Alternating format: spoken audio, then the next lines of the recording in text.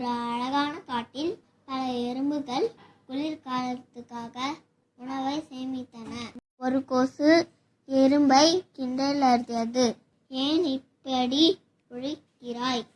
குளிர்காலம் வந்த பிறகு பார்ப்போம் என்றது. எறும்பு சிரித்தது. நான் இப்போது உழைத்தால் குளிர்காலத்தில் சிரமம் இன்றி வாழ்வேன் என்றது. குளிர்காலம் வந்ததும் கொசு பசியால் தவித்து எறும்பிடம் அடியது. எறும்பு சேமித்த உணவுகளை கொசு கொடுத்து உதவியது. அதனால் கொசு நேரத்தின் முக்கியத்தை புரிந்து கொண்டது. இந்த கதையில் நாம் கற்றுக்கொண்ட பாடம்: உழைப்பை மதித்து நேரத்தை பயனுள்ளதாக பயன்படுத்துவோம். நன்றி, வணக்கம்.